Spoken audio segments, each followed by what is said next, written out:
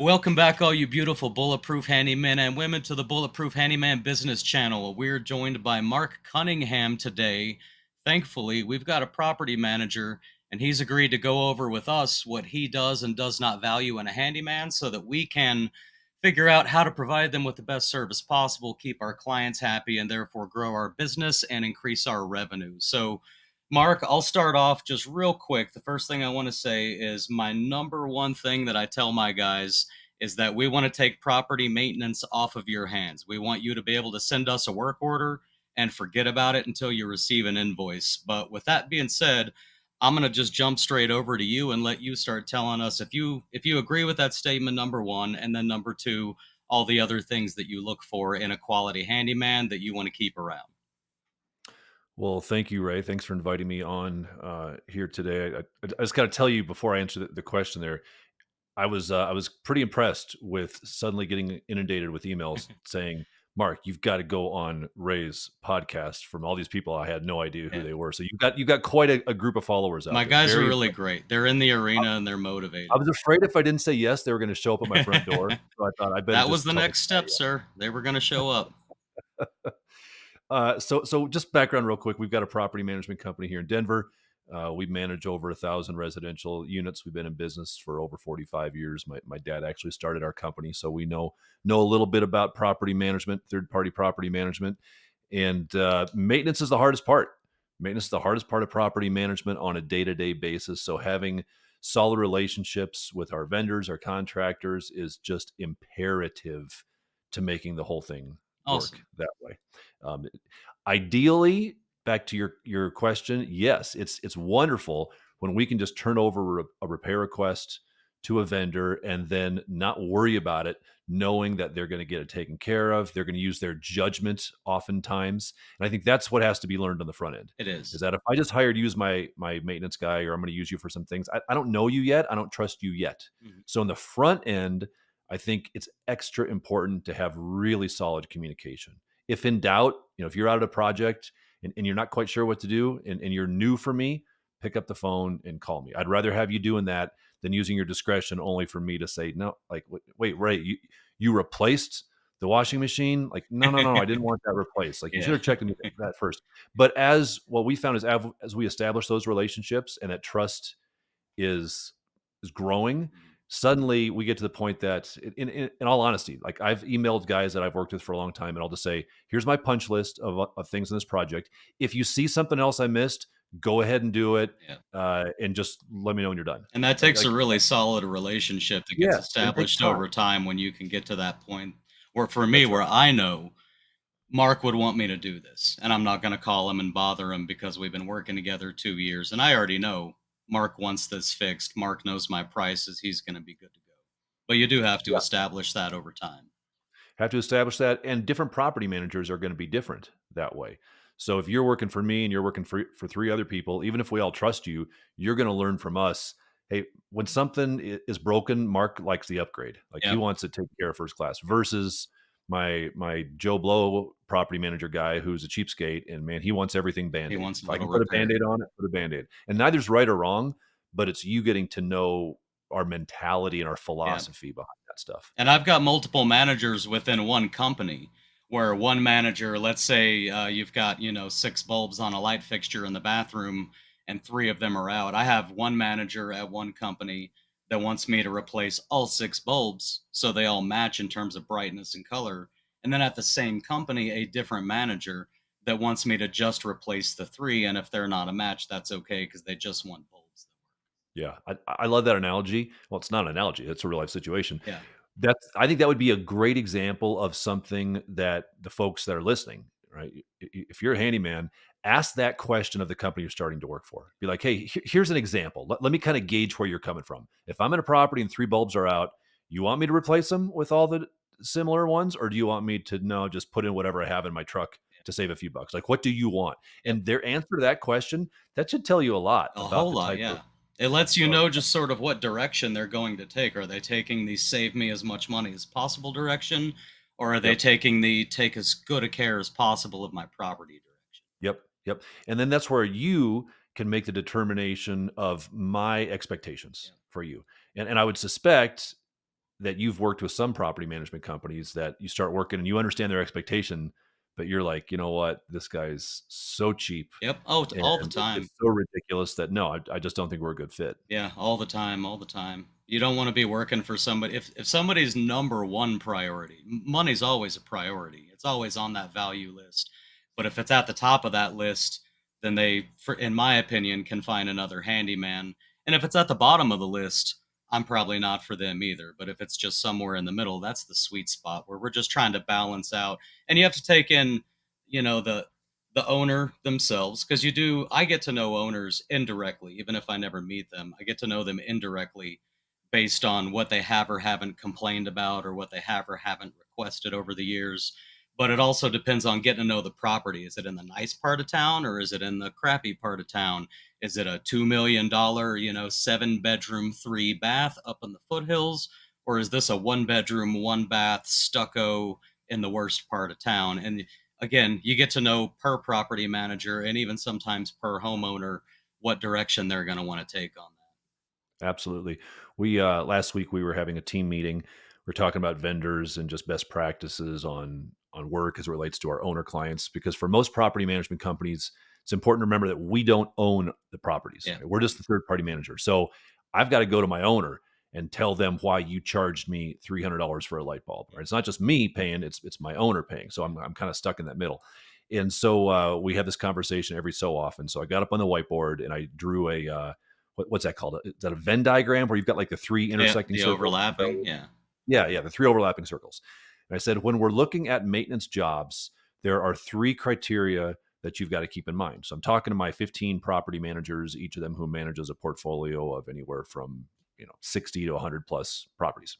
So when you get the call, it doesn't matter if it's I need my lawn mowed, I need the toilet plunged, I need a new refrigerator. Like, it doesn't matter. You've got three criteria you're putting your vendors through mentally before you send somebody out.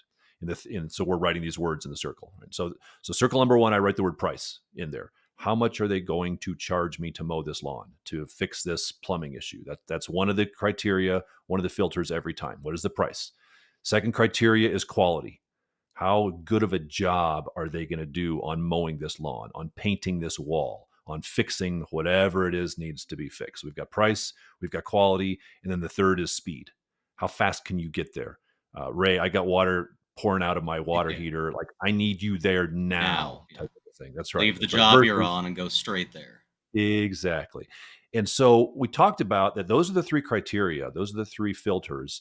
And then I said this. I said, so guys, in a Venn diagram, the ideal scenario is you have three interlocking circles, and you then you take a red highlighter and you highlight the middle, and you say, we want to be in the middle, right? We want where these three things intersect. Well, the bad news for all of us is you only get two. Yeah. When we're, as a property management company, when I'm dealing with you as a vendor, I know there's no such thing as really good quality and really low prices and fast timeliness. It doesn't exist. And if I get lucky enough to find someone where it does exist, it'll last me about 2 weeks. Yeah. Because if you're giving me all three, you're going to get inundated with work. And so Yeah. suddenly the timeliness is going to fall off. Yeah. So I have to realize, if I'm being uh, honest, I only get two of those three. And so what I have to do at my job, and this is what I was preaching to my team, what your job is, property managers, is to figure out, based upon the specifics of this situation, which two do you want? Because it's not always the same two. And so I use my son as an example. So my son Gabriel just graduated high school, and he's got kind of a little lawn mowing business, and he does very well with that. But 2 days a week, he drives down to Denver. That's where our office is, and he mows lawns for us, for our property managers that need their lawns mowed. And our PMs love to have Gabriel do it because he's the cheapest guy in the world. Right? I mean, he throws his truck or his mower in the truck, and he drives out there, and he does it great that way. So when my PMs have a lawn that needs to be mowed, they'll get on Gabe's list. So Gabe's very, very cheap, does cheap work. Quality, yeah, it's pretty darn good. But the thing is, he's only driving to Denver on Tuesdays and Thursdays. Yeah. So if you get a note from the city that says, hey, this lawn needs to be cleaned up immediately or we're going to fine you, don't call Gabriel, because he can't be there until next Thursday. You better call True Green Lawn, and they're going to do pretty good quality. Their speed's going to be amazing. They can be there in 2 hours with a truck full of 15 guys, and then you're going to get the invoice for $800 Yeah. to mow the lawn. And that's just the reality. But every job is different. So PMs, right? You need to know based upon the property, based upon the specifics, which two do you want? And if it can wait a long time, if you're like, yeah, this isn't a big deal, not an emergency at all, then great. You don't need speed. Then go for good pricing. Yeah. Go for maybe lower quality because you're just mowing lawn. We don't care about quality when we're mowing lawns. Yeah. Just chop the weeds down. So it's that mentality that I try to bring to my team of understanding. And I think that's helpful for your folks to understand as well. That when I walk into this job, what does my property manager want out of this? Do they want speed? Do they want quality? Or are they looking for really good pricing? And I can only give them two. Yeah. And you may not want to tell them that, Oh, but of course, yeah. You don't articulate it quite that no, way, but don't if we're quite going say to it that break it way. down for everybody to understand, that's really what we're looking at. And we say the same thing from this side when people want to complain about either pricing or speed or whatever. We actually have the same story that you just told, not with the lawn mowing, but you can have it cheap, you can have it fast, or you can have it good, but you can't have all three. And of course, Yeah. we don't say it that way to people, but if you want us to optimize for all three, it's not possible. The optimizing requires that some things are prioritized. It sounds like Yep. you'd be a great property manager to work for because most don't truly understand that. Ray, I'm the best property manager in the world That's to work awesome. for. I'll just All move right. to Denver then, or you can Let's, pack up and that's, move everything down here. that's my ulterior motives with this conversation Yeah, is I'm going to just convince you trying to to come get out me to here. move. Uh-huh. Well, We'll hopefully see how we've well got I some can. guys on the channel watching this who sort of adhere to the principles that we teach here. Maybe some of them are in Denver and can look you up. In fact, do you want to say what company you're with again in case they want to look Yeah. you up? Yeah, it's Grace Property, GRACE, Grace Property Management. We're out of Denver. And yeah, if you're listening and you're in Denver, we're always looking for quality folks to add to our team. That's awesome. Yeah. And they should be showing up with a whole package with their W-9, their business license, copy of their insurance and everything. If So they can what show up with that before I have to ask for it, that's a big deal. Yeah, and they all do. All these guys, they show up with a full package with every document that you could possibly need. They show up in person, drop it off to you, shake your hand, smile. In fact, let's move into this. So one of the things that I preach is honestly just grooming and stuff as well. I feel like one of the biggest fears, and you can let me know if I'm right, that one of the biggest fears you might have hiring somebody if you haven't met them is this a person that my tenants are going to feel comfortable having in my property? Are you wearing, just decent, just clean clothes and not so scraggly and dirty that people don't want you in the property? So you want to talk about that some? Yeah. One of the top priorities I have of our maintenance vendors when they go out, to wrap it up in a sentence, is you've got to make me look good. Yeah. I want them walking out of there. I want you walking out of my property, right? And my tenant thinking, gosh, I really like Grace Management. I don't care what they think about you, but whatever they think about you, they think about me. Yep. And I'm the one that's going to have to collect their rent next month. Yeah. So I want them to reach out at the end of their lease term and be like, yeah, you know what? Mark, you guys at Grace Management, you took care of me. Now, part of the way you took care of me was having good quality vendors Yeah. out there. So your job is to make me look good.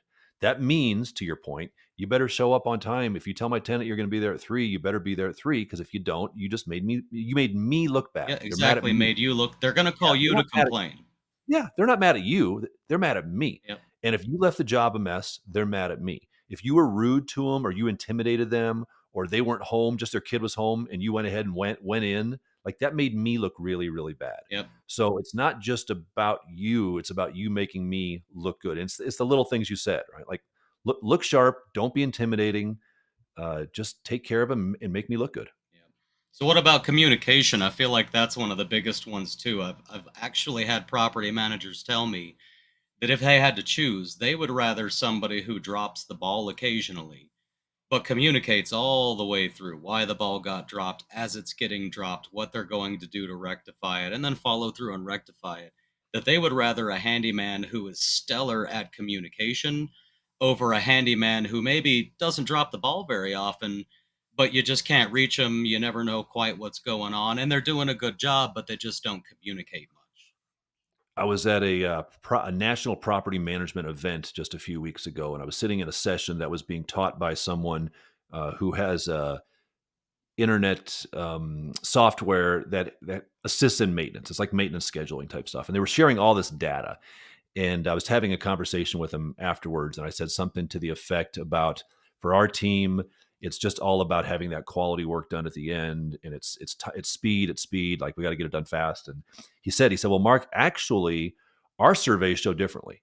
The surveys that we've done for thousands and thousands and thousands of tenants when it comes to maintenance is not about it's not even getting the job done. It's communication while it's getting the job done. And then he said basically what you just said, Ray. He said, even if it's being delayed, if you're not getting it done properly, like if there are hiccups and problems, as long as people are being communicated to, they're okay with that. So it's not about anything other than communication. So much of it goes back to that. If you can't get the part, communicate with them on that. If it's going to be delayed, if you're going to be 5 minutes late, send them a text, pick up the phone, whatever it is. The more you can communicate, that goes a long way. So yes, I think you're 100% correct. I can't count the number of times I've sent a text saying I might be late, and then I'm not even late, just because it looks like I'm going to be 5 minutes late. And I'll send the Yeah. text 30 minutes early saying, hey, I'm still scheduled for 3. I'm still on my way, but I might be a little late. And then I still show up like 1 or 2 minutes right before 3 o'clock. Yeah. But everybody I mean, seems to appreciate that even more than good pricing, even more than stellar work. It's the communication all the way. default to good communication, right? And one way you can make yourself look really good to me, like if you want me to give you more work, my tenant should call me and be like, hey, Mark, I just want to tell you that Ray guy, man, he did a great job. If I hear that when I get your invoice, the first thing I'm not looking at is price. Yeah. Like you just earned yourself an extra 5 to 10% Because we premium made your life easier, right? because you made me look good and you made my life easier. So that's why your relationship as the handyman with my tenant is twice as valuable as you think it is. Because if my tenant calls me and says you're terrible, I don't care if you're cheap or not. I'm not going to use you again. Yeah, you If don't they want a call me bunch and of tell me they angry love tenants you, all the time. that's right. That's right.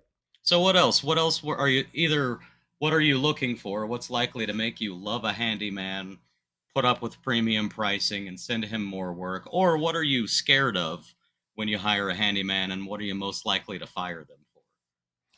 So the terminology we use is when we hire a company, and this goes across the whole spectrum, right? So whether I'm hiring you to come out and fix a leaky faucet or I'm hiring a big plumbing company, we say there's generally 2 types of vendors you can hire. There's the chuck in a truck. That's the terminology we use. That's what we Chuck in a used truck. to, yep. Okay, good. So I didn't offend you by Nope, calling you not at Chuck. all. Okay. Except Chuck. We've got one guy named Chuck that Well, doesn't like Chuck, it, but he'll just I have to put apologize. up with it. Does he have a truck? I don't know. He may have a van. He could probably get around it if he got a van.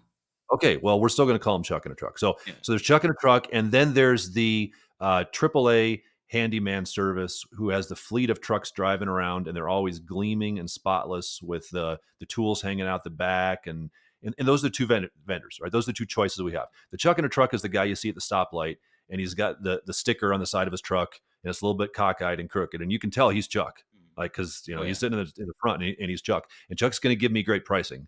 And Chuck does really good work because that's his baby. Like, he loves that stuff. Now, Chuck doesn't know how to send an invoice to save his life, and half the time he's gonna forget to invoice me, and I'm gonna have to call him and be like, "Hey, Chuck, I need that invoice." They're like, Yeah. "Oh, I'm sorry, Mark, I forgot about that."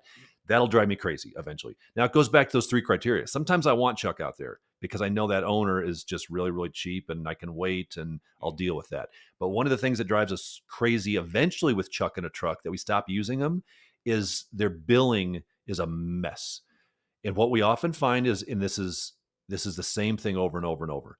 We'll have those guys, and they'll do good work, and they're pretty good, and they don't invoice, and all of a sudden they'll come in with 55 invoices for the last 2 months, and they'll be like, "Hey, I last night I had a few hours, so my wife and I sat down and did all the invoicing. Here you go." Because they're not good at that. I get it.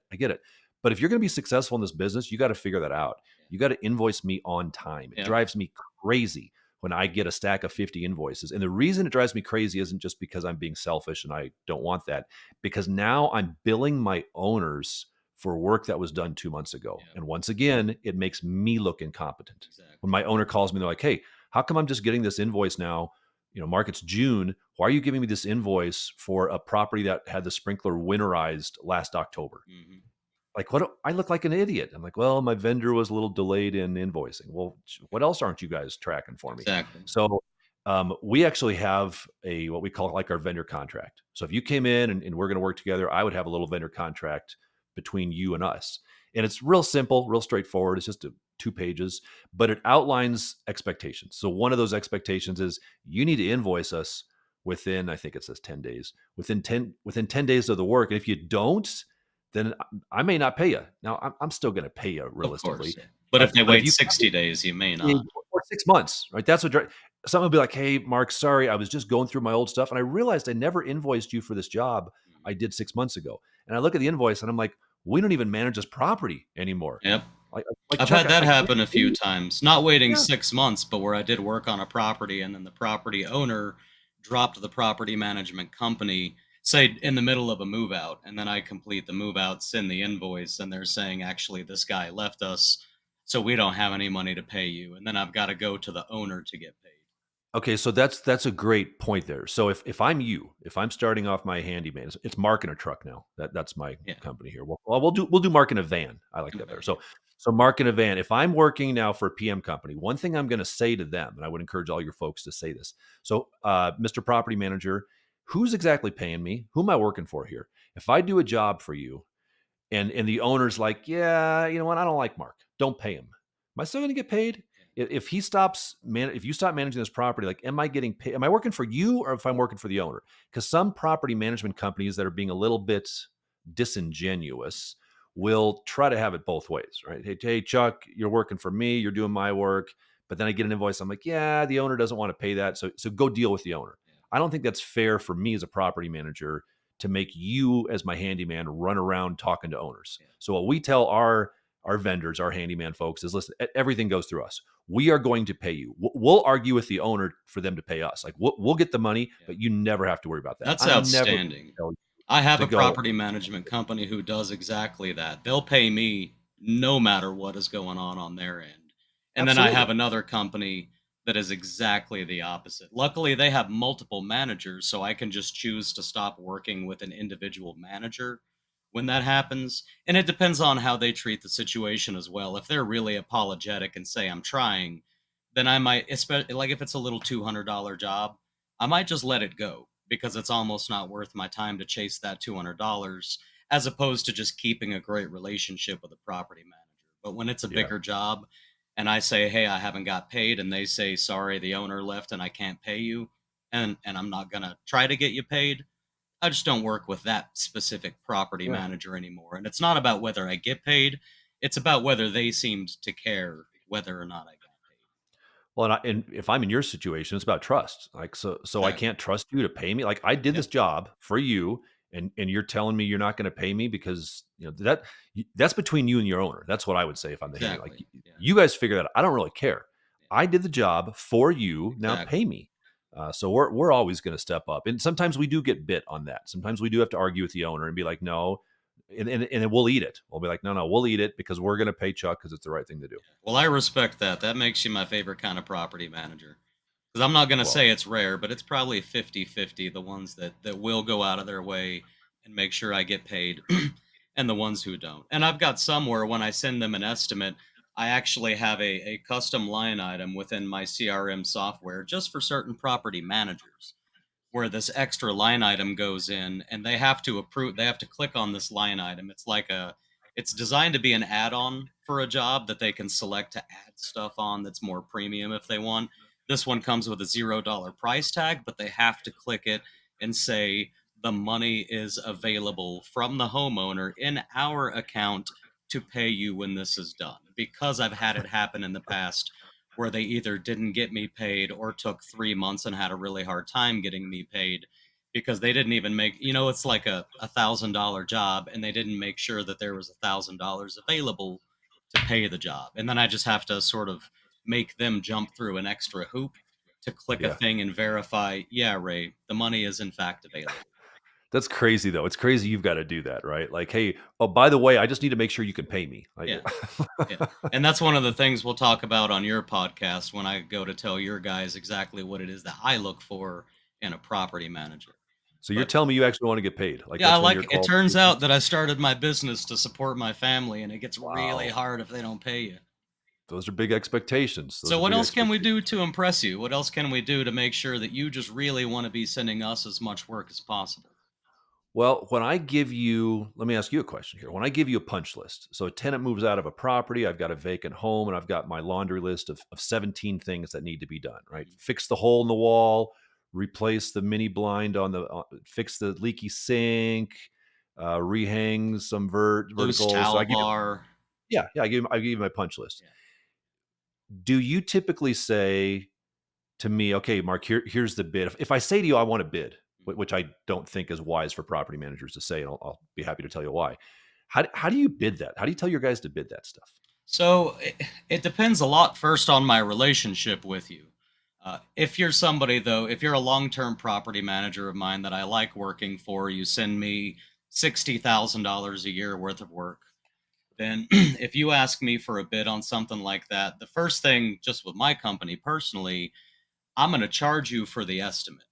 If all you want is an estimate, you're going to have to pay for the estimate. What I usually say and what we usually have in place is you already understand that what you need to do if you've got 17 items is pick the ones that the cost is somewhat predictable. They don't cost too much. They can be covered in a small trip fee for whatever your usual maintenance limit is.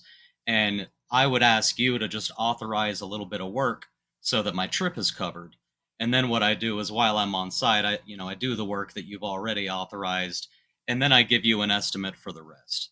And as far as the estimate itself, me personally, these days, I do break down if it's a punch list like a move out and you want an estimate and you've given me approved work, I'll break it down into line items for everything, which I did not used to do. And I still will only do this for property managers that I really like, that I have a history with, but then all of those line items will be individual line item approve or deny. So the price adds up to whatever it is, but I don't type all that out. I'm getting these line items sort of pre-established with set pricing, and I may lose on a towel bar one time and I may make more on that towel bar a different time, but overall they average out and then you'll just get your estimate top to bottom. But what I do prefer is do as much as you can, let's say for 350, and send an estimate for the rest. So you said a couple things in there I think are worth commenting on. Number one, I like that you charge for a bid. I think that's wise You get a lot because of window shopping if you don't. yeah, that's exactly right. Because a lot of property management companies will fall into this incorrect mentality of, oh, I'm going to go get three bids for everything.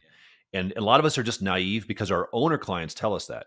Hey, go give me three bids for that make ready. And so I'm like, oh, okay. Well, I'll call Ray and I'll call Chuck in a truck and I'll call AAA handyman and I'll go get three bids. And I do that over and over and over. And then finally, you, Ray, you're like, Yeah. Mark, I've given Mark It's 7 old. bids in the last 2 weeks, and he's not using me for anything. I think I'm getting used here. Yeah. I'm not gonna do that. So, well, we always tell our owner clients, and I'm speaking as the PM to our owners now. Our owners say, "Hey, give us 3 bids." We say, "No, I'm not able to do that. I will give you a bid, and that is our bid if you want us to oversee this work. If you wanna go get multiple bids yourself, knock yourself out, Mr. Yeah. Owner. But if you want us to oversee the work, we'll get a bid." If they say, "Well, why not?" We say, "Because we know the vendors that we trust. We know the vendors we use, and we can't go get 3 bids from 3 vendors every time we have a job. We do thousands and thousands of jobs. It would be silly and a waste of time." And what we've seen in our market is what you just said. Now vendors are saying, "Sure, I'll give you a bid." And that'll be $50 to go give you a bid. And at first, PMs were flipping out, right? Like, what? You're going to charge me for a bid? Well, absolutely, because my time is money. It all And so I'm needs to not, be billable. it all needs to be billable. So I think that's wise on the front end, number one, to charge for bid. Now, if I give you the job, does the bid price come off of my invoice? So if you ask me for a bid and you didn't approve any work at all, and I'm just going to charge for the bid, which rarely happens. Most of my property managers just send me approved work and then get the bid for free. But if you were to send me a request for a bid, no approved work, and I'm charging for the bid, assuming it's a larger job, I'm not gonna Yeah, have like say charge not a 50 not a bucks mini for a blind. bid and do $100 job and then refund the 50 bucks. But assuming it's reasonable that you asked me for a bid because it is a big job, then yes, I would deduct the amount from the bid from the end of the job. But Yeah, also I assume that we both understand that I'm kind of just adding that into the job somewhere as well. exactly, In exactly. Of the course end, you are. all of our hours, yours and mine, and every business that exists, nothing's ever free. Anybody who's given you Yeah. free estimates, they're including what it costs them to give you that estimate on the back end. They're just adding it to the price of the job. That's right. Now, the other thing you mentioned there was the idea that on some of the laundry lists, or I give you a laundry list of 17 things, some of those things you said you can give me kind of a hard bid price Yeah. for, and maybe you'll make some money on a Like we towel do bar. toilets for 350 flat Okay. every Okay. time, including the toilet, assuming you're okay with us choosing the toilet.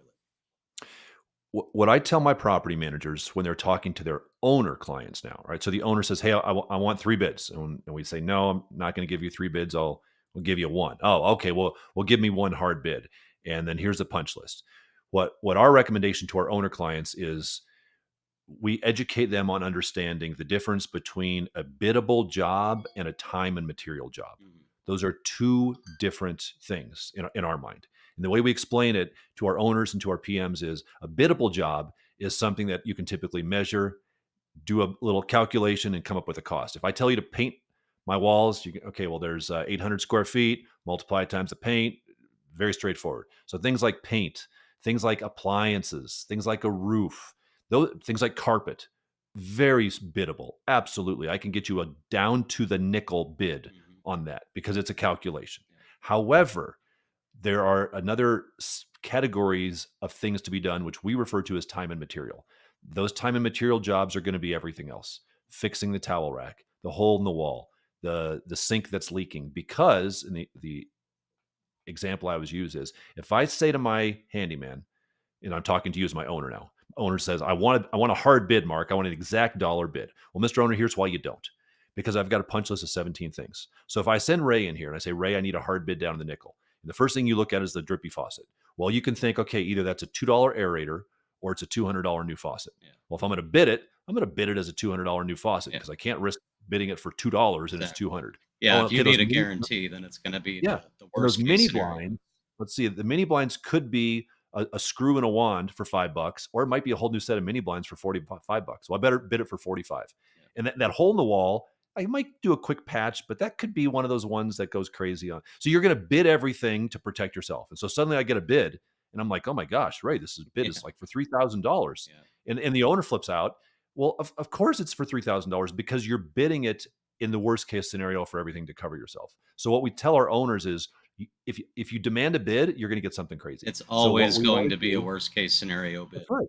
So what I want to do is, I want to send in Ray, who I trust. And I'm going to say, "Ray, this is a time and material job. If it's a $2 aerator, man, give me the $2 aerator. If it's a $200 new sink, then we'll have to do the $200 new sink." But I don't know until you get in there. And this comes back to the trust. That's where I can trust you to go in, and you can kind of ballpark it, right? You can say, "Well, Mark, I think it's going to be somewhere between 500 and $1,500. Yeah. That's a big window, but give yourself, and this is my other advice to your folks, if you're bidding something like a soft bid, man, give yourself a big, big cushion there. Because if you tell me it might be up to 1,000 and it turns out it's 1,100, I'm going to flip out, Yeah. because now you just lied to me. Yeah. If you would have said, "I might go up to 1,500," and now it's 1,200, you're my hero. Yep. Because I just, in my mind, you just And saved me that's what I do. I try to let you know, especially if I know you and we've worked together and I can just call you on the phone. I'll say, "Hey, Mark, it looks like this is going to be $1,200. I'm pretty sure we're going to be in that $1,200 ballpark, but I'm going to need you to know going into it, I'm going to need approval for up to 1,500. So your homeowner needs to know that even though I think it's going to be 12, and it might end up being less, but it is possible for it to be up to 1,500. And then on my Yeah. end, it's also my job, and I preach this a lot. Let's say I tell you I need ultimate approval for 1,500, but I'm going to keep it at 12. If it turns out to be 1,800, my invoice to you is still for 1,500. If I have to eat that 300, then I eat that 300, and I keep it. I might tell you personally, depending on how well we know each other, I might say, "Hey, I had to eat a little bit on this one." Or I might put in the invoice 1,800 and then do a $300 discount so you can see that there was more involved and that I discounted it. That's a great But way I to do have it. never, in the 4 years I've run this business, I have never, ever, ever given, whether you want to call it an estimate, a quote, a bid, doesn't matter what word I used.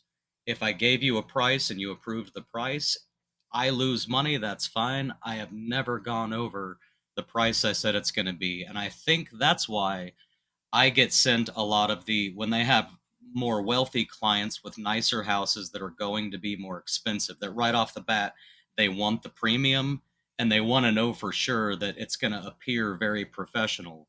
in terms of not having, for example, an invoice go over. They send those premium ones that pay way better to me. And I think it's because they know when I say this is going to cost this much money, it always does. There's never been a situation where they got invoiced more than I told them they would get invoiced. I love it. And it I love pays it. off in the long run. I think I've made more money by Yeah. losing money here and there and keeping the trust than what I would have made by getting that extra 300 out of you. But now you're worried about sending me work that gets a little bit expensive, especially if it's more of a time and materials kind of job. Yeah. That's impressive. You're a better man than I am, Ray. I'd probably bill for that time if I'm you. I really think it's paid off. I think it's I paid off would. dividends because they do send me the what I call the premium work where they know I'm going to charge more than usual. I know I'm going to charge more than usual. But we collectively also know that this is not a job that can get messed up. Yeah, that makes sense. So what else? What else comes high up on that list for things you either hate or love? Gosh, I think we've covered a lot of it. I think your folks need to be just have a high bar on the property management companies that they'll work for. Right? Don't ever get into the position where you're so desperate for work you're letting a company like me take advantage of you or get them to go down in their pricing. You know, like you give me the invoice, I'm like, no, this is too high. I know I approved it, but Yeah. my owner doesn't like it. You need to go down. All right, I need you to do this. So I think if you can have some expectations on me as well, that's necessary for this relationship to be reciprocal. Yeah, And if you start to get absolutely. the sense that, hey, this property manager is just taking advantage of me, that's all they're doing, then you need to run away from that property manager because we really look at our vendors as partners. Yeah. Like it is not adversarial at all. I think you'd emailed me some talking points or questions. I think one of the things you'd said in one of those was something about I don't know if you use the word adversarial, but like Our incentives are not completely aligned, not but yeah, our they're about incentives are not. 95% Yeah, aligned. and it should be, right? It should be absolutely aligned that way. I mean, we view our vendors, and I mean this in all sincerity, we view you guys as partners. Yeah. Because if you do a good job, we look good, we get you work, like it's a beautiful thing. We invite some of our vendors to our Christmas party because we love our vendors. Now, when they start taking advantage of us, Mhm. or this is something else that we'll sometimes see is we do get that solid relationship, and we just trust them and we send them stuff, and suddenly we start seeing the invoices creep up and we're like, you know what? They're just padding this because they know we're not going to question it a whole lot, or they'll love the work we're giving. We see this problem a lot too. Okay, so let's pretend it's just you. So it's just Ray, and it's Ray in a truck, and you're doing everything. You're doing your invoices and you're doing all your stuff, and we start giving you all this work. And suddenly Ray says, "Man, this is great. Mark's giving me so much work. I'm gonna go get my buddy Charlie over here to come. Hey, Charlie, man, I got so much work I can't handle it. Come on over here, Charlie." And you start sending Charlie out on these jobs, and Charlie doesn't know what he's doing. And so suddenly now I go out to a job, and I'm like, Ray, this is crummy. Like, what are you talking about? This bathroom tile job is awful. And you're like, oh, well, I had Charlie do that, and I'm like, oh, I thought it was you. Well, no, I got a buddy doing this now because I'm kind of busy, and but I'm not going to use Charlie anymore because I found my ex-wife's jail cells mate's friend Susie, and she can do a really good job. So Yeah. suddenly, like now, you're almost becoming like a subcontractor Yeah. type of a thing. Yeah. That we don't like that. Like if you're going to start using other folks, that's fine, but you need to tell us so we're not caught off guard when I think you're doing stuff and I go by the job and there's some guy there that I've never met before, Yeah. and I'm like, "Who are you?" And he's like, "Oh, I'm with Ray. Ray sent me over here to do this job." That's something we don't like. Yeah, there needs to be communication for sure, and the prices can't go up. At least not much. I mean, like in the last few years, I think we've had something like 25% inflation. So everybody's prices go up a Oh, little, absolutely. but you don't want to see that the busier you make a handyman, suddenly the more expensive your invoices get, at least up Absolutely. to a fair ceiling. And what I try Well, to and do, I don't know if you like this or not, but on my end, what I try to do is I try to play with my pricing by teeny tiny little bits over time. So, instead of just waking up one day and going, oh, inflation happened, all of my prices are going up 15% effective today. Instead, I take a look at my jobs and I go, yeah, actually, this is not a very profitable job for us. And I'm probably charging too little. So instead of, if that's a average $65, like to do a new towel bar, then the new towel bar goes up to like $70 and something else goes up by a dollar or two. And I try to take it bit by bit over time, but where you can see the progression instead of just waking up one day and suddenly I'm 25% higher than I used to be. I think that's wise. Just I tracking like it that. over time. Yeah, and as you're communicating that to me, as long as you're communicating, it's great. We've had vendors email us and say, "Hey, inflation is hitting us, and our costs are up for insurance and gas and everything else. So therefore, we are seeing our hourly rates increase by 15% effective such and such a date." And that's very digestible for me as a PM because I'm like, With okay, the you told me, communication, again, it's the right? You communication. communicated. You told me I can expect it. Now, if I have that big of a problem with it, I'll go try to find somebody else. Yeah. But you've communicated. You were straightforward with me, so I like that. Awesome. What was of course don't mention any names, but as far as vendors you've had to get rid of in the past, what was any of the more recent ones? What were the reasons for having to stop using those specific vendors? Couple. Oh gosh, it's all over the board. Some of the recent ones. Sometimes we'll just have guys that they just kind of they get belligerent. Like everything's going great, and then one of my property managers will be like, "I just got into a fight with this guy on the phone. Like this guy was just yelling at me because he said my tenant was a jerk." Like that's not gonna fly Yeah. real well. So if they start getting an attitude with our PMs, like I'll cut that off because I'm not gonna And let you my have to worry property. they're going to have that attitude with your tenants too if they have it with you. Exactly, exactly. So I think that comes up more often than you'd think, when they just kinda get to be a jerk. Don't be a jerk. Yeah. There you go. How's that one for one? I think invoicing promptly is a big deal because sometimes we have to stop using folks where we're like, "Hey, you can't keep turning in invoices this late." "Well, I just found it. It fell between the seats of my truck." Yeah. I get it, Because he's but you not can't do that. organized and running a business. Not organized, right? It makes me question other things. There's they get so busy they start bringing on other people, and then the quality of the work declines. We see that a fair amount. Those are the big ones. It's one thing that's been interesting when when inflation hit hard and all the COVID money was flowing, right? Everybody was getting their government checks, and you guys as handyman were busy as all get out because everybody wanted to do upgrades and spend all this government money. Well, we as a property management company, we were getting left behind. We were getting vendors who were like, "Hey, sorry, Mark, I'm not going to go do work for you because I got a line of homeowners over here who I can charge double to, Yeah. and they're giving me big jobs. So Yeah. see ya. Well, I'm and out of because your here." vendor himself also just got a $3,000 Yes, check for nothing in the exactly. mail while Yeah, everybody's begging him. And I right. preached that a lot because I think there's a window, right? And beneath this window, I'm not making the money I deserve to make and that my family deserves to have from me. And above this window, we'll just draw a line and say that there is a line at which it becomes gouging. No matter how off the demand and the supply is, there is a line that I think we can all agree is gouging. So Yeah, within this window, you should have your pricing. And of course, on my end, I don't want to be in the bottom half of that window of fair pricing. I sure. want to be in the top half of that window, but still be within the window of fair Yeah, that's pricing. fair. And even if I have too much work, so if I have too much work, it's better that I fire a client and still keep all of my pricing fair and run a solid business because let's say in 2 years the economy completely tanks and Yeah, nobody has any money.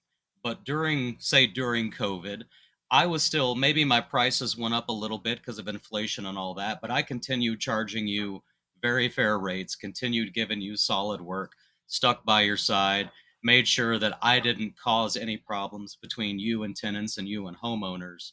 When the economy tanks and you've got 8 vendors and now all of a sudden you have way less work and you're going to be paying less money for that work and you got to get rid of vendors, hopefully I'm the guy. And of course this relies on you being a good person, which whether people are good people, that you find that out in the moment when bad things happen. But my yeah, hope is that by not gouging you when I could have gouged you, by not bumping my prices way too high when I absolutely could have gotten away with it because you had to have me, because I didn't do that, when times get tough, you're also going to keep me on board and you're going to fight to keep paying me a decent wage as well. yeah, and that's what we're seeing right now. So we did see a handful of vendors that just stepped off, and I don't blame them. They were going to go chase the big bucks. I get it, but we've literally had some of them come back to us, come into our office, and say, "I'm sorry." Yeah, yeah. Like, "Hey, Because the sorry, I extra left you money guys from the high and rich dry." people fell Yeah, off the map. yeah, I need the work again. So we've had a fair amount That's cool. of What do that. you think about contractor's license? Assuming that, and I know one of the things that you'll find happen is somebody gets their contractor's license and all of a sudden their price doubles. A good example is Mm. I'm getting mine literally right now. I just passed the test for it. I just had my background check come through a couple days ago, so I'm going to be officially, I'm going to have a residential specialty license that's just going to allow me to charge more and charge more in terms of like per job. I can do bigger jobs now that I couldn't do before. Do Huh. you have homeowners that only want somebody with a contractor's license, or assuming the pricing doesn't change, would you prefer to hire somebody who does have some licenses or no? If it's work that requires licensing, then obviously that, we got to check that box. Other than that, it doesn't really make a big difference to me. I kind of don't care. I mean, if I'm going to send you for a punch list and you're like, well, I'm a licensed whatever. I mean, unless I'm having you do electrical work or plumbing that you need a license for, I don't care. Mhm. I expect you to do the quality work, whether you got that license or not. I That's guess would be my. interesting because one of the owners of one of my bigger clients, the owner of the company, was actually just asking me about it because Hmm. they have 400 or 500 doors last I checked, and he was telling me that even though it's not many, he does have a couple dozen owners that only want the work being done, no matter what the work is, by somebody with a contractor's license. Huh. And for Interesting. example, here in Arizona, I can't do jobs over $1,000 Right. without my license. It's not about whether it's electrical or plumbing, but I have to say no to certain jobs, or I have to say, look, I can do $1,000 worth now.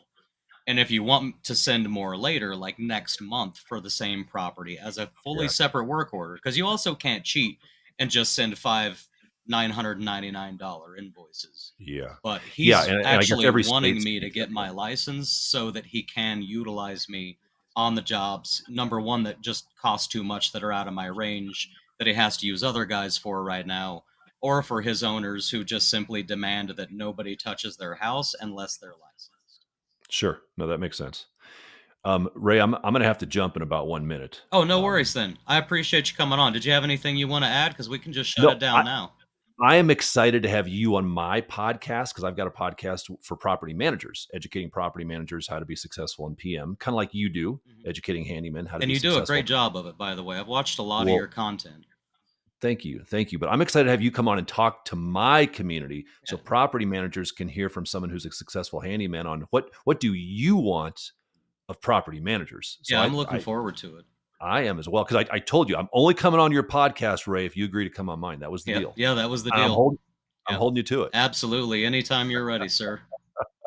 Well, this was a pleasure. This was a Awesome. pleasure. And yeah, for those folks listening that are in Denver, look me up. We're always looking for good folks. Cool. Well, thank you so much for coming on, Mark. This has been truly invaluable. I really appreciate you. My pleasure, Ray. Thank you. Have a good one.